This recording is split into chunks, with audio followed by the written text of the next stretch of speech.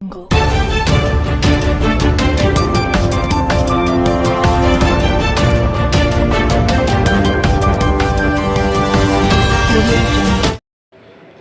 Of Gujarat ન્યૂઝમાં આપનું હાર્દિક સ્વાગત છે।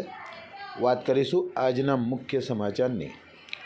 આમ આદમી પાર્ટી એટલે ઈમાનદાર પાર્ટી સાબિત થઈ।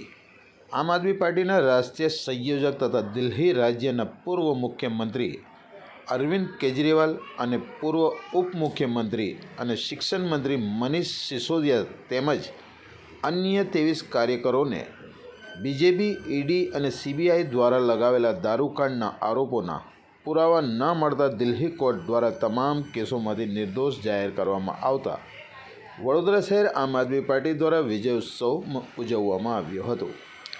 વડોદરા શહેર વિધાનસભાના સહપ્રભારી હુસેનભાઈ મુલતાનીના નેતૃત્વ હેઠળ શહેરમાં ફટાકડા ફોડી અને મીઠાઈ વેચી ઉજવણી કરવામાં આવી હતી। આ પ્રસંગે આમ આદમી પાર્ટીના કાર્યકરો તેમજ આજુબાજુના રહીશો મોટી સંખ્યામાં હાજર રહ્યા હતા। હુસેનભાઈ મુલતાનીએ જણાવ્યું હતું કે અસત્ય પર સત્યની જીત થઈ છે। સત્ય પરેશાન હો सकता है मगर हार नहीं सकता। ન્યાય વ્યવસ્થાએ સત્યને માન્યતા આપી છે અને આ જીત સત્ય, સંઘર્ષ અને પ્રામાણિકતાની જીત છે।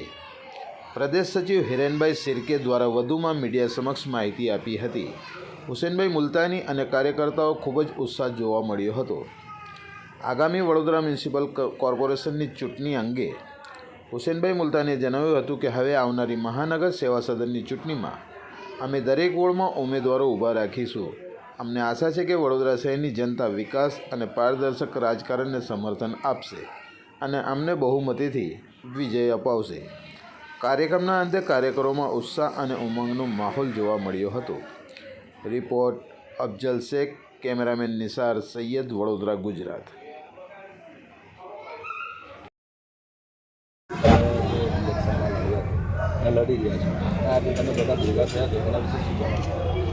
આજે બહુ જ્વલંત એક જાતનો વિજય કહેવાય। સાચી રાજનીતિ રમતી આમ આદમી પાર્ટી ઈમાનદાર પાર્ટી અને તેના સંયોજક પણ ઈમાનદાર અને તેના સૈનિકો પણ ઈમાનદાર। આજે રાઉસ એવન્યુ કોર્ટ દ્વારા દિલ્હીની જે કોર્ટ છે તેના દ્વારા એક ચુકાદો કરવામાં આવ્યો। જે ચુકાદામાં દારૂ કાંડના અંદર 4 વર્ષ ઉપરાંતથી ખોટા આરોપો લગાવીને અરવિંદ કેજરીવાલજી, કેબિનેટ મંત્રી મનીષ સિસોદિયાજીને તે લોકોને જેલના હવાલે કરવામાં આવ્યા હતા। તેઓ આજે નિર્દોષ જાહેર થયા। તે બદલ અમે આજે ખુશી મનાવી છે અને આમ આદમી પાર્ટી એક ઈમાનદાર પાર્ટી છે તે સમગ્ર દેશભરમાં અને દુનિયામાં તે જાહેર થઈ ગયું છે અને ખોટા આરોપો કરનાર લોકોના મોઢા કાળા પડ્યા છે। અમે તો એટલું જ કહીશું કે અરવિંદ કેજરીવાલજી, તમે ડરશો નહીં, અમે તમારી સાથે છે અને આવનારા દિવસોમાં જે લોકોએ તમારા ઉપર ખોટા આરોપો કર્યા છે તેમના ઉપર પણ તમે માનહાનિનો કેસ દાખલ કરો એવી અમારી ખૂબ અપેક્ષા છે અને અમારી ટીમ આપની સાથે છે। આપનો પરિચય? સામાજિક કાર્યકર હુસેનભાઈ મુલતાની।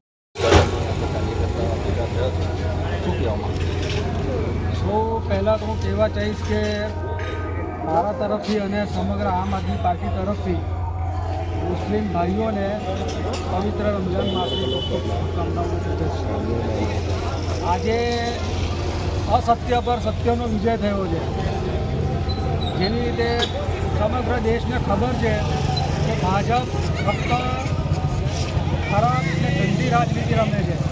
ભાજપ દ્વારા જે આક્ષેપો કરવામાં આવ્યા હતા આમ આદમી પાર્ટીના નેતાઓ પર, અરવિંદ કેજરીવાલ સાહેબ છે, મનીષ સિસોદિયા સાહેબ છે અને બીજા અન્ય 23 જણ પર જે આરોપોને લાંછન લગાવવામાં આવ્યા હતા લીકર કાંડના, તેમાં આજે દિલ્હીની કોર્ટ દ્વારા તે બધાને તે તમામને નિર્દોષ જાહેર કરવામાં આવ્યા છે અને તેમના નિર્દોષ જાહેર થયા પછી સમગ્ર દુનિયામાં એક મેસેજ પણ થતો, એક સંદેશ થતો થયો છે કે આમ આદમી પાર્ટી કટ્ટર ઈમાનદાર પાર્ટી છે। જે દિલ્હી કોર્ટના જજે પણ કહ્યું કે અરવિંદ કેજરીવાલ અને તેમના તમામ સાથીઓને આમ આદમી પાર્ટી કટ્ટર ઈમાનદાર પાર્ટી છે અને આની સાથે સાથે બીજેપીની પોલ ખુલ્લી પડી છે કે બીજેપી એક નંબરની ગદ્દાર પાર્ટી છે।